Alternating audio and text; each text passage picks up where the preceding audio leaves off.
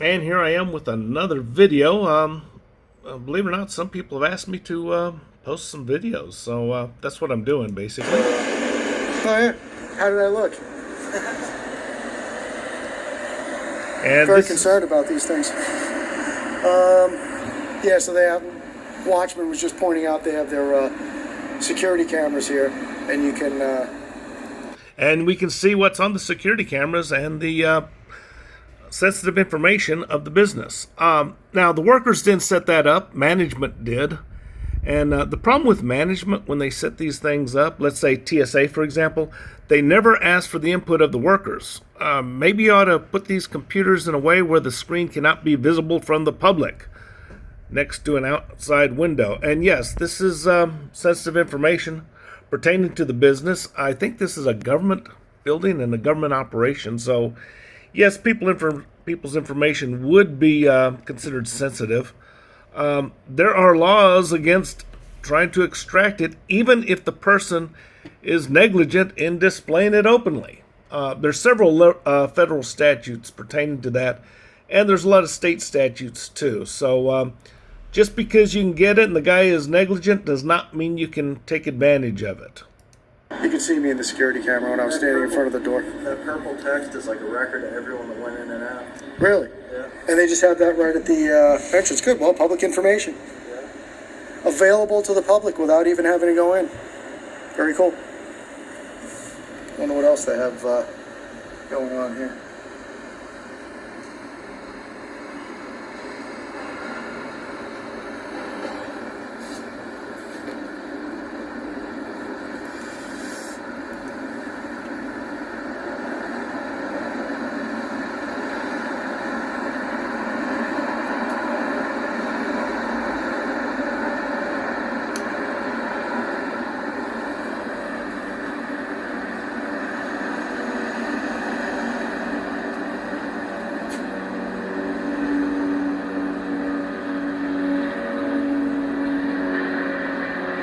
Probably gonna go turn his screens off now. There you go. You should turn them off. Create privacy where you need it. But management really should have addressed this earlier. Maybe they should have some blinds or something.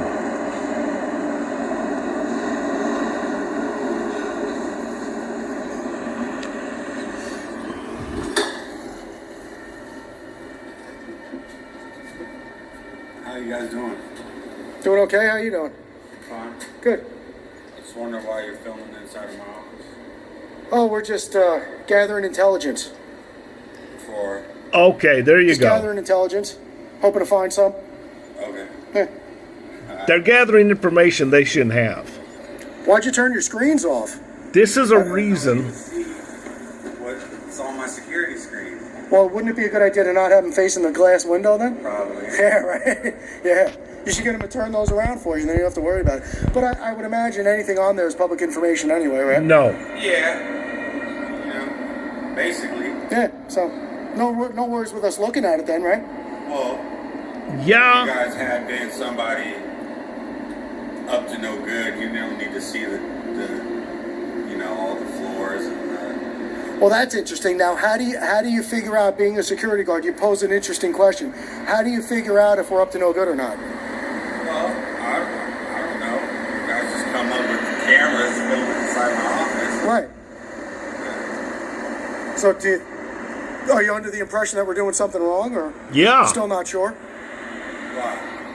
I have no idea. Okay. You guys don't have any credentials on you. You're not press or anything, so. No. Yeah, but no, like you said, all the information, everything in your security office that's open and exposed out on the table or on the screen should be freely viewable, right? No, it shouldn't be freely viewable, and you shouldn't be taking advantage of that. Okay, so if somebody forgets to, let's say they leave their keys in the car.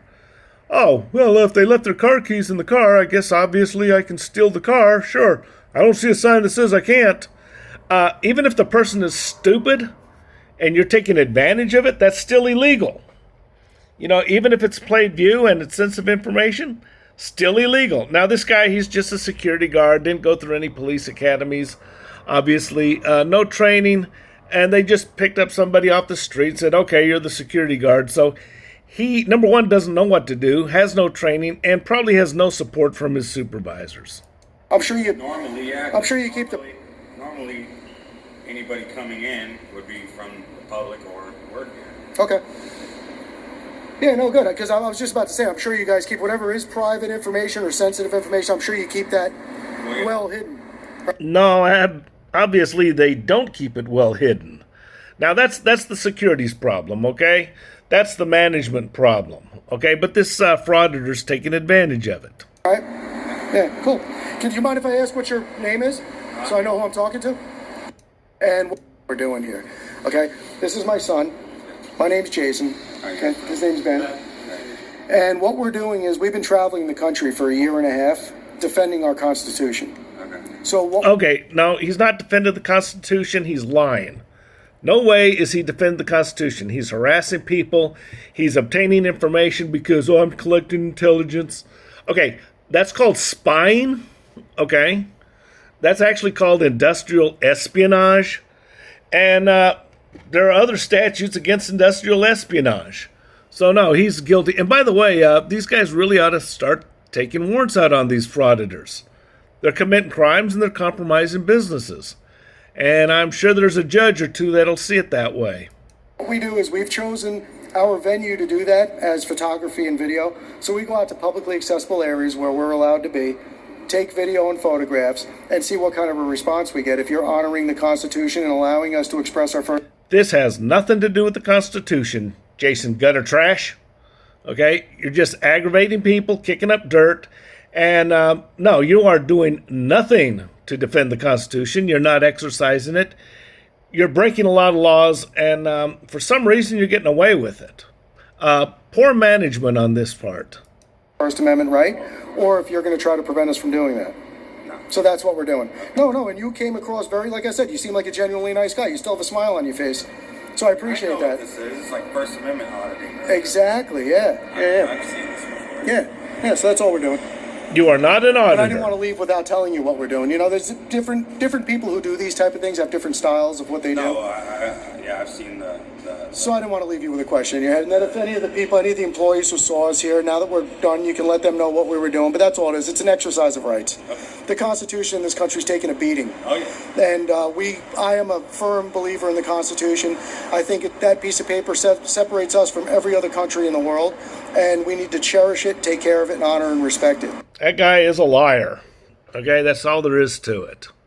And let's look at what type of guy this guy, Jason Gutter Trash, and his son Pigpen are like. There was one issue yesterday that we referred to the Attorney General that included two men dressed in military fatigue. What is the right word? Clothes. Sorry, I'm not thinking. Uniforms. Filming voters at a drop box. There was one man with open carry. The police immediately were dispatched. The two observers ended up leaving, and we referred that incident to the Attorney General for investigation and if it merits prosecution. And it does. Okay, I'm on. Can you hear me okay? Yes. Yeah, hi, Ellison. Hi, thanks, Secretary, for having this call, and I appreciate it, Clerk, too, for you being here, too. I just wanted to ask you to clarify something. Sure. And this may be a better question for the Attorney General or a local prosecutor, but from my read on the voter intimidation law in Colorado and statute, it's pretty vague, and it seems like it would be fairly difficult to prove voter intimidation unless it was really overt. I mean, I covered what happened in Littleton yesterday, and it's kind of unclear exactly which laws they were breaking, because filming somebody is not illegal. It's also not illegal to have open carry. I mean, I guess unless he was a felon or something, but it seems like it's kind of vague. And so I was wondering if you could talk a little bit about how you're going to approach these cases, when it's not super overt. That's a great question. So the voter intimidation law, we can pull and send it over to you. The basics of it is that you cannot impede someone from casting a ballot, and that's either from physically impeding them or impeding them from a fear-based situation. When it comes to voter intimidation, you're right. There is not a specific test do X, Y, and Z, it's voter intimidation. There are things that are always per se voter intimidation, but a lot of times it's circumstantial. So filming a voter by itself may not be voter intimidation. Open carry by itself may not be voter intimidation. Not wearing a mask by itself may not be voter intimidation. But when you put together wearing tactical gear, open carry, no masks, and cameras filming in front of a drop box, that may rise to voter intimidation.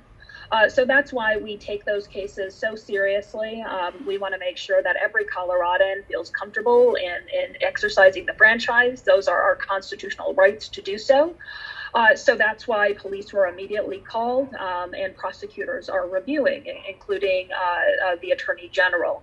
Now, in terms of whether the Attorney General ultimately decides to bring it. Okay, we don't know what's going to happen. Apparently nothing's going to happen on that case.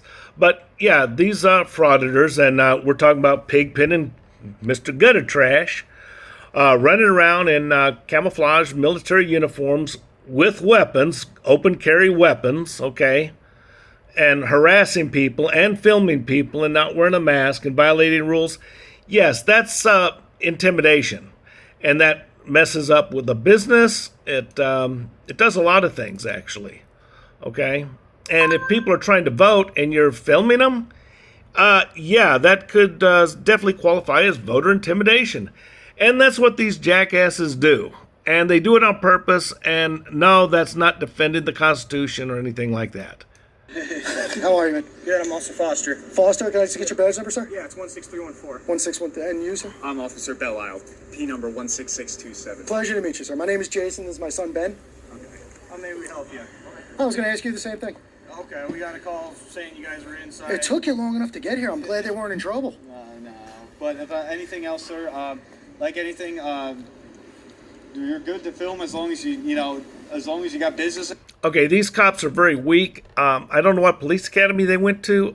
When I was a cop, we really didn't introduce ourselves. We didn't shake hands. We didn't say, oh, okay, whatever. I mean, I don't know if they went to the Jay Leno police academy or what, but there we go. Whatever's going on, yeah. No, the thing is, and we did not call people sir. Okay, now we did occasionally, but let's say a perpetrator or a suspect, we did not refer to him sir because you lose your position when you do that. These guys have already lost their position and they've compromised themselves. And one thing they used to teach when I was at the police academy is you don't compromise yourself. Police presence is very important. In this case, it's a joke, and they may as well just be rent-a-cops or mall cops. Attending here, you're allowed to do what you need to do. Well, and I'll tell you what, my business is filming. Okay. That's the business, so. Okay. The only issue that we had here was we're very aware, this is a First Amendment audit. Mm-hmm. I'm sure you're aware of that, okay?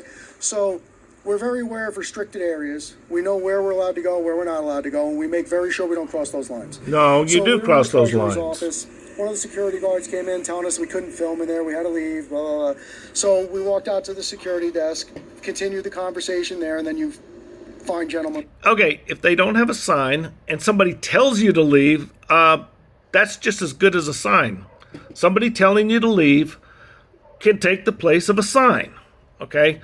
We didn't have a sign that says you couldn't be here, but so somebody comes and tells you, by the way, you can't be here. Oh, well, I don't see a sign. Now, they're also allowed to tell you. When we're called. And that's what was going on. That's all it was. So the reason that I stuck around and waited for you was, A, I don't leave when somebody calls the police on me. I'm not going to make you chase me down and find me, if that's what you're so inclined to do. And the other thing is I just want these folks to understand that as long as we don't go into any restricted areas and we're not creating a disturbance, we're anywhere that I'm... You are creating a disturbance, you jackass. But more so, you're a liar. Legally allowed to go in this building, I'm also allowed to film. No, not necessarily. If there's a sign that says you're allowed to film, and then they say, by the way, you're not allowed to film, you're not allowed to film. Correct? No. You're totally right. You have every right to go where you want and film, as long as obviously it's not people's important documents, stuff like that. But if you don't have any business to conduct here, because this is a government building. People come here for. Well, I do. I told you my business is. Right, but they don't do. I'm a member of the press, and this is what I do. But they don't do any filming here. You are not a member of the press. Let's get that straight. What do you mean they don't do any They filming? don't deal. They're not like a news camera crew here or anything. They deal with courts and whatnot. And if your camera has nothing. Well, I wouldn't go into a courtroom. I know, but if it has nothing to do with that, then they have every right to say you need to leave. No, they don't, actually. You're wrong about that. If you have You might want to call a sergeant and check on that, because that's not the That's fact. fine. My sergeant's on his way. Okay, and I'm not. Okay, another thing we were told when I was a policeman, no, you don't call for a supervisor. Now, sometimes they'll show up anyway, especially if you have a high-profile call. I won't mention names, but some guys, and they're famous, so I'm not going to mention their names, but some guys, boy, they get a call. Everybody shows up to those calls. But on a normal call, they say, I want to speak to your supervisor. No, we were actually told, no, we don't call the supervisor. But I guess this new generation of cops, they're just weak. And I guess they're taking a beating, and they're not getting the support they need from their supervisors. So, okay, let's think of these guys more as scarecrows. I'm trying to give you a hard time. We're just having a healthy conversation. If they feel like you're not here for anything other than to videotape, they don't think you're conducting business here for whatever reason they feel like. That's an opinion, So it is. but it's not a law, and you're a law enforcement officer. You're not an opinion enforcement officer. You're right. Right? So, and I'm not trying to I'm not trying to give you a hard time, but what we do is, I was very forthcoming with you when I came out, and I told you this is a First Amendment. Boy, these cops are sucking on it. Okay, here's Goober. What am I supposed to do? You know? Yeah, I guess so. Well, you know, as a cop, you're not supposed to suck on it, okay? And by the way, the cops that suck on it, they're the ones that get people killed, themselves included. So, if you're a policeman, I would recommend that you go old school and, number one, don't suck on it. You go to a call, you're not supposed to be sucking on it like these guys. I'm not making up a story to you. No, I totally understand. Yeah, you are. My point is to exercise my rights. And you're not. Which you're allowed to. Which you're allowed to, because you're out here. Inside as well. You're out in the public. You're filming. Right. I think the main issue is if they have like actual personalized documents in there and you're filming. No, because I'll tell you. Hey, listen, don't. You know, the thing is, if they have personalized documents, which is like PII, personal identifying information, they don't want filming crews in there because it's going to be actual people's filming documents. Now, if that's not the case, it's a different story. But I think that's the problem that they're having here. All right, well, first of all, that's not the problem, because I had a very long conversation with Lisa, I'm not sure what her position is because she wouldn't tell me.